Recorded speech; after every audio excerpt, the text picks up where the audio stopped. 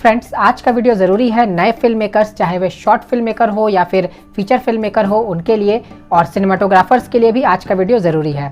तो आज की वीडियो में मैं आप लोगों को बताने वाला हूं कि अगर आप एक फीचर फिल्म या फिर शॉर्ट फिल्म बनाना चाहते हैं तो आपको DSLR और स्मार्टफोन दोनों में से क्या चुनना चाहिए, क्योंकि बहुत सारे लोगों के मन में ये डाउट रहता है कि किस चीज़ से वो शूटिंग करे, DSLR से करे या फिर स्मार्टफोन से करे। क्योंकि आजकल बहुत सारे स्मार्टफोन्स भी आ गए हैं जो बहुत अच्छे रहते हैं, अच्छे क्वालिटी के रहते हैं, उनमें कैमरा क्वालिटी बहुत अच्छी रहती है। तो आपको मैं इस चीज़ में हेल्प करने वाला हूँ, आप डिसाइड कर पाएंगे कि आपको क्या चुनना है फिल्म मेकिंग के लिए। तो चलिए शुरू करते हैं आज का वीडियो। हाय फ्रेंड्स, मैं हूं आकाश रजक और आप देख रहे हैं RS फिल्म्स प्रोडक्शंस। फ्रेंड्स, अगर आप हमारे चैनल पर नए हैं तो इसे सब्सक्राइब जरूर कर लीजिए और आप मुझे इंस्टाग्राम पर भी फॉलो कीजिए। मेरी इंस्टाग्राम आईडी की लिंक आपको इस वीडियो के डिस्क्रिप्शन बॉक्स में मिल जाएगी। और इंस्टाग्राम पर अब मैं छोटे छोटे वीडियोस डालता रहता हूं जो फिल्म मेकिंग से रिलेटेड होती है और आपके लिए बहुत हेल्पफुल है। तो इंस्टाग्राम पर आप मुझे फॉलो करके उन वीडियोज़ को भी देखिए। तो चलिए मैं आप लोगों को बताता हूँ कि DSLR और स्मार्टफोन में से आपके लिए क्या बेस्ट रहेगा। तो इसे हम लोग पॉइंट वाइज समझते हैं। तो सबसे पहले हम लोग डिस्कस करते हैं DSLR और स्मार्टफोन के क्वालिटी पर। जब आप किसी भी फिल्म को, चाहे वो शॉर्ट फिल्म हो या फिर फीचर फिल्म हो, आप शूट करते हैं DSLR से और स्मार्टफोन से, तो उनमें अंतर क्या आ जाता है। देखिए, जाहिर सी बात है कि DSLR में स्मार्टफोन की तुलना में क्वालिटी अच्छी रहेगी। जो वीडियो की क्वालिटी होती है वो क्वालिटी अच्छी रहेगी, क्योंकि जो वीडियो की क्वालिटी रहती है वो सिर्फ 4K पर ही नहीं डिपेंड करती है। आपने अगर 4K का DSLR भी लिया है या फिर आपने 4K का स्मार्टफोन भी लिया है तो दोनों में फ़र्क होगा वीडियो क्वालिटी में, क्योंकि वीडियो क्वालिटी जो है ये और भी बहुत सारे फैक्टर्स पर डिपेंड करती है। तो अगर आपने 4K का स्मार्टफोन लिया है और आपने DSLR 4K का लिया है तो दोनों में से आपका जो वीडियो क्वालिटी है वो अच्छा रहेगा DSLR में ही। और आजकल जो स्मार्टफोन्स आ रहे हैं तो स्मार्टफोन्स में बहुत सारे ऐसे स्मार्टफोन्स हैं, जैसे Redmi Note 7 Pro है, Redmi Note 8 है, और उसके बाद और भी बहुत सारे स्मार्टफोन्स हैं जिसमें 4K रेजोल्यूशन में वीडियो रिकॉर्डिंग दी गई है। तो उसमें क्या है कि अगर आप 4K रेजोल्यूशन में वीडियो को रिकॉर्ड करेंगे तो आप उसे थिएटर्स में प्रोजेक्ट कर पाएंगे, लेकिन हाँ, क्वालिटी जो है वो DSLR में अच्छी होगी। DSLR और स्मार्टफोन में अगर आप क्वालिटी की बात करें तो DSLR में आप ऑब्वियसली आपको बहुत अच्छी क्वालिटी मिलेगी स्मार्टफोन की तुलना में। लेकिन हाँ, यहाँ पर एक बात मैं कहना चाहूँगा कि स्मार्टफोन में भी और DSLR में भी आपको देखेंगे कि बहुत ज़्यादा अंतर नहीं दिखेगा, लेकिन हाँ, DSLR अच्छा तो रहेगा ही, लेकिन हाँ, स्मार्टफोन से भी अगर रिकॉर्ड आप करते हैं तो भी आप खुश रहेंगे उस चीज़ से, आपको नाराज़गी नहीं होगी कि नहीं बहुत पुअर क्वालिटी में रिकॉर्ड हुआ है, क्योंकि बहुत ज़्यादा फ़र्क नहीं पड़ता है। फ़र्क पड़ता है लेकिन बहुत ज़्यादा नहीं पड़ता है।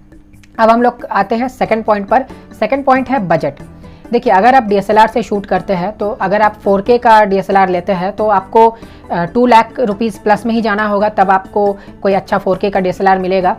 तो उसके बाद फिर आप स्मार्टफोन से, अगर स्मार्टफोन की बात करें तो स्मार्टफोन आपको बहुत ही कम रेंज में 4K के मिल जाएंगे और उससे आप बेहतरीन शूटिंग कर सकते हैं। तो अगर आपका बजट कम है तो आप डेफिनेटली स्मार्टफोन की तरफ जाएंगे तो ज़्यादा बेटर रहेगा, क्योंकि DSLR में आपको बजट जो है थोड़ा सा ऊपर जाएगा। हालांकि फिल्म कैमरास को आप यूज़ करेंगे तो बहुत ज़्यादा बजट चला जाएगा, लेकिन अगर आप DSLR यूज़ करते हैं तो थोड़ा कम होगा और स्मार्टफोन यूज़ करते हैं तो और ज़्यादा कम हो जाएगा, यानी थोड़ा सा और कम हो जाएगा।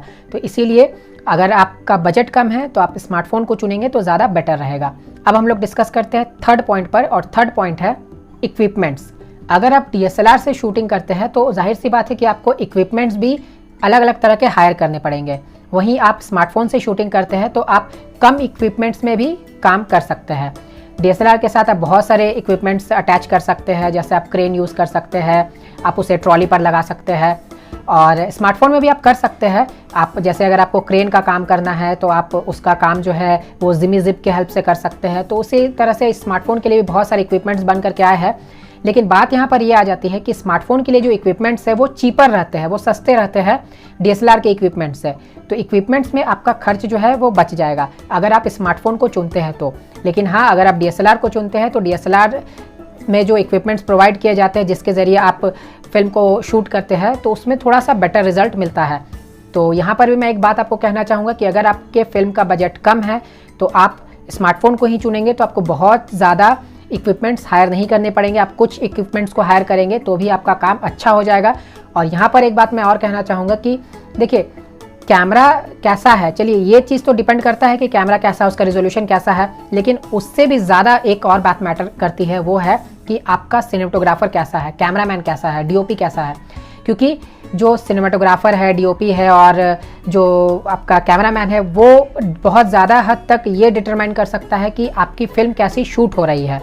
तो अगर आपका कैमरामैन, डीओपी या फिर सिनेमेटोग्राफर पूरा ट्रेंड है तो वो बहुत अच्छे से फिल्म को शूट कर सकता है और आगे जो आपने जो इक्विपमेंट्स यूज़ किया है या फिर स्मार्टफोन से आपने शूट किया है वो उसे एक बेटर रिजल्ट दे पाएगा। तो इसीलिए आप ट्रेंड सिनेमेटोग्राफर या फिर आप ट्रेंड डीओपी या आप कैमरामैन रखते हैं तो फिर क्या होगा कि आपका फिल्म जो है बहुत अच्छे से शूट हो पाएगा। अब ऐसा भी नहीं कि आपको एकदम बहुत ज़्यादा हाई लेवल के डीओपी को या फिर सिनेमेटोग्राफर को या फिर कैमरामैन को ले लेना है। आप जो नए लोग होते हैं उन्हें भी चांस दे सकते हैं, लेकिन जो अच्छे हो, जो स्किल्ड हो, जिनमें टैलेंट हो सिनेमेटोग्राफी का, उन्हें भी आप चांस दे सकते हैं और उनसे काम करवा सकते हैं। अब हम लोग बढ़ते हैं अगले पॉइंट की तरफ और अगला पॉइंट है एस्पेक्ट रेशियो। एस्पेक्ट रेशियो जो है ये बहुत ही इंपॉर्टेंट चीज़ होती है फिल्म मेकिंग के लिए और ये बहुत ज़रूरी है एक सिनेमेटोग्राफर और डायरेक्टर, फिल्म मेकर इनके लिए समझना। क्योंकि देखिए इसमें क्या होता है कि जब भी आप किसी भी फिल्म को शूट करते हैं तो आपको उसका सही एस्पेक्ट रेशियो मेंटेन करके चलना पड़ता है। जैसे आपने देखा होगा कि अगर आप YouTube के वीडियोस रिकॉर्ड करते हैं तो आपको 16:9 में रिकॉर्ड करना पड़ता है और उसके बाद यही अगर आप सिनेमा में आपको प्रोजेक्ट करना है, थिएटर्स में आपको प्रोजेक्ट करना है तो उसके लिए जो एस्पेक्ट रेशियो यूज़ होता है उसे बोला जाता है एनामॉर्फिक एस्पेक्ट रेशियो। तो वो जो एनामॉर्फिक होता है वो जो स्टैंडर्ड है वही सेट किया गया है। आपने देखा होगा कि जैसे आप अगर टीवी देखते रहते हैं घर में ही तो जो सीरियल्स चलते हैं वो लगभग फुल स्क्रीन में रहते हैं, लेकिन जब आप किसी भी फिल्म को देखते हैं टीवी में ही तो क्या होता है ऊपर से कट जाता है थोड़ा, नीचे से कट जाता है थोड़ा, यानी ऊपर नीचे में आप ब्लैक देखेंगे और फिर वो बीच में चलता है। तो ये जो हो गया, ये जो वाइड स्क्रीन हो गया, तो ये वाइड स्क्रीन जो है इसे ही कहा जाता है, जो सिनेमा थिएटर्स है उसका एस्पेक्ट रेशियो। तो जो एस्पेक्ट रेशियो सिनेमा थिएटर्स में यूज़ होते हैं उसे एनामॉर्फिक कहा जाता है और वो एनामॉर्फिक रेशियो जो है वो है 2.39:1 और कभी कभी इसे 2.4:1 भी ले लिया जाता है। तो अगर आप ऐसा फिल्म शूट कर रहे हैं जिसे आपको थिएटर्स में प्रोजेक्ट करना है तो फिर आपको एनामॉर्फिक एस्पेक्ट रेशियो पर ही काम करना होगा और ये रेशियो आप आसानी से DSLR में पा सकते हैं, लेकिन स्मार्टफोन में बहुत सारे ऐसे स्मार्टफोन है जिसमें ये ऑप्शन नहीं रहता है। फिर अगर आपके स्मार्टफोन में ऐसा ऑप्शन नहीं है तो फिर आपको अलग से फिर कोई ऐप इंस्टॉल करना पड़ेगा या कुछ आपको करना पड़ेगा, लेकिन आपको शूट जो है वो आप इस एस्पेक्ट रेशियो में करेंगे तो ज़्यादा बेटर रहेगा। वरना अगर आप पोस्ट प्रोडक्शन में उसे इस तरीके का बनाएंगे तो फिर क्या होगा कि आपका जो स्क्रीन है थोड़ा सा वो कट सकता है, आपने कोई पार्ट शूट किया है तो हो सकता है वो कट जाए, वो क्रॉप हो जाए। तो इसीलिए आप अगर उस चीज़ से बचना चाहते हैं तो आप DSLR यूज़ कर सकते हैं। और याद रखें कि जो सिनेमा थिएटर्स में प्रोजेक्ट करने के लिए जो एस्पेक्ट रेशियो चाहिए उसे कहा जाता है एनामॉर्फिक। अब हम लोग बढ़ते हैं नेक्स्ट पॉइंट की तरफ। नेक्स्ट पॉइंट है शूट एनीवेयर। अगर आप एक फीचर फिल्म शूट कर रहे हैं या फिर शॉर्ट फिल्म शूट कर रहे हैं तो बहुत बार ऐसा होता है आपके साथ कि कुछ ऐसा आपको लोकेशन पर शूट करना रहता है जहां पर आप शूटिंग आसानी से नहीं कर पाते हैं। तो इसके लिए आप गुरिल्ला शूटिंग करते हैं, यानी आप जो लोकेशन रहती है उस लोकेशन पर जाते हैं और उस लोकेशन पर जा करके, जैसे भीड़ भाड़ वाली जगह है तो वहाँ पर आप कैमरा छिपा करके लगाते हैं और उसके बाद फिर एक्टर्स को समझा देते हैं कि इस तरीके से आपको एक्ट करना है और उसके बाद आप उसे शूट कर लेते हैं और लोगों को पता नहीं चलता कि वहाँ पर शूटिंग होती है। तो इसे कहा जाता है गुरिल्ला शूटिंग। इस पर मैंने एक वीडियो भी बनाया है, तो उस वीडियो का लिंक मैं आपको इस वीडियो के लास्ट में दे दूँगा, आप उसे देख लीजिएगा अगर आप उसे समझना चाहते हैं तो देखिए, आप जब स्मार्टफोन से शूट करते हैं तो आप गुरिल्ला शूटिंग बहुत ही आसानी से कर सकते हैं। यानी आप बहुत ही आसानी से आप ट्रेन में, बस में या फिर कहीं पर भी आप, जैसे मान लीजिए कोई मॉल है तो वहाँ पर भी आप शूट कर सकते हैं और लोगों को पता भी नहीं चलेगा कि आप शूट कर रहे हैं। वहीं आप DSLR लेके जाते हैं, कुछ इक्विपमेंट्स लेकर के जाते हैं तो क्या होगा कि लोगों का ध्यान उस तरफ आएगा और फिर आपकी परेशानी बढ़ेगी। हालांकि देखिए, अगर आप पूरे प्रोसेस से काम करते हैं, परमिशन लेकर के काम करते हैं तो एक अच्छा बात होती है, वो आप परमिशन ले लेते हैं तो बहुत अच्छी बात है। लेकिन अगर आप नहीं कर पा रहे उस चीज़ को तो आप स्मार्टफोन से वहाँ पर शूट करेंगे तो उस जगह पर आपको बहुत आसानी होगी और किसी को पता नहीं चलेगा कि वहाँ पर शूटिंग हो रही थी। लेकिन हाँ, एक बात मैं यहाँ कहना चाहूँगी कि आप परमिशन ले लें, कोई ऐसे जगह पर शूट ना करें जहाँ पर शूट करना अलाउड नहीं है। आप भले मॉल्स वगैरह में या कहीं पर भी आप हल्का फुल्के जगह पर जहाँ पर ज़्यादा प्रॉब्लम नहीं होती वहाँ पर आप शूट कर सकते हैं, लेकिन कोई ऐसे जगह पर स्मार्टफोन से भी शूट ना करें जहाँ पर अलाउड नहीं है। तो इस बात का विशेष ध्यान रखिए। और अगर आप स्मार्टफोन यूज़ करते हैं तो जाहिर सी बात है कि आप एनीवेयर, कहीं पर भी आप शूट कर सकते हैं, आपको ज़्यादा परेशानी नहीं होगी। अब हम लोग बढ़ते हैं 6 पॉइंट की तरफ। 6 पॉइंट है कलर ग्रेडिंग। देखिए, जब भी आप स्मार्टफोन से शूटिंग करते हैं तो आप बहुत अच्छे से अपनी फिल्म को कलर ग्रेड नहीं कर पाएंगे, क्योंकि इसमें बहुत ज़्यादा ऑप्शंस नहीं होते हैं। वहीं आप DSLR से करते हैं तो आप स्मार्टफोन के कंपैरिजन में बहुत अच्छे से उसे कलर ग्रेड कर पाएंगे, उसका DI का काम कर पाएंगे।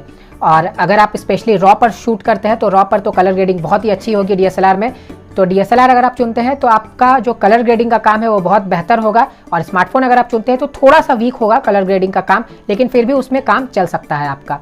तो ये जो 6 पॉइंट्स मैंने आप लोगों को बताए, उसके बेसिस पर अब मैं आप लोगों को बताता हूँ कि आपको क्या परचेस करना चाहिए, या क्या रेंट पर लेना चाहिए, या फिर आपको किस चीज़ से शूटिंग करनी चाहिए। तो देखिए, अगर आप मेरी बात मान करके चलेंगे तो अगर आपका बजट अच्छा खासा है तो आपको DSLR चुनना चाहिए। लेकिन अगर आपका बजट कम है, आप कम बजट में, कम से कम बजट में बनाना चाहते हैं, तो आपको स्मार्टफोन चुनना चाहिए। बस बात इतनी से ही है, क्योंकि क्वालिटी और सभी चीज़ों को देखा जाए तो थोड़ा बहुत है फ़र्क में, ज़्यादा फ़र्क नहीं है। तो आप यहाँ पर ध्यान रखें कि अगर आपका बजट कम है तो आप बजट कंट्रोल को ध्यान में रखते हुए चल सकते हैं और आप स्मार्टफोन को चुन सकते हैं। लेकिन अगर आपका बजट ज़्यादा है तो आप DSLR चुन सकते हैं। तो फ्रेंड्स, आज की वीडियो में आप लोगों ने जाना कि DSLR और स्मार्टफोन दोनों में से कौन सा बेस्ट रहेगा आपके लिए फिल्म शूट करने के लिए। तो जल्दी से कर दीजिए वीडियो को लाइक और शेयर। फिर मिलते हैं हम लोग एक नए वीडियो के साथ, तब तक के लिए बाय बाय। अगर आप प्रोफेशनल तरीके से स्क्रीन प्ले राइटिंग सीखना चाहते हैं तो आप फिल्म राइटर डायरेक्टर आकाश रजक द्वारा लिखी गई इस पुस्तक को जरूर पढ़ें। इस पुस्तक का नाम है कॉन्सेप्ट से स्क्रीन प्ले तक का सफर। इस पुस्तक में आपको concept, one liner story, screen play कैसे लिखी जाती है ये बताया गया है, और सबके सैंपल्स भी दिए गए हैं। इसके अलावा इसमें बहुत सारे टॉपिक्स भी दिए गए हैं जो एक राइटर के लिए जानना बहुत ही ज्यादा जरूरी है। स्क्रिप्ट राइटिंग के अलावा एक राइटर को स्क्रीन प्ले ट्रांजिशन की भी पूरी जानकारी होनी चाहिए। स्क्रीन प्ले ट्रांजिशन पर भी एक बुक है जिसका नाम है A to Z screen play transition. इस बुक में सभी तरह के स्क्रीन प्ले ट्रांजिशन को विस्तार से बताया गया है, जैसे fade in, fade out, dissolve to, intercut, jump cut आदि। स्क्रिप्ट राइटिंग और स्क्रीन प्ले ट्रांजिशन दोनों ही बुक खरीदने के लिए लिंक आपको इस वीडियो के डिस्क्रिप्शन बॉक्स में मिल जाएंगे। आप इन दोनों बुक्स को जरूर खरीद कर पढ़ें। दोनों ही बुक के प्राइसेस बहुत अफोर्डेबल हैं। आप इस बुक को खरीदने के बाद अपने मोबाइल, लैपटॉप या कंप्यूटर में आसानी से पढ़ सकते हैं। धन्यवाद।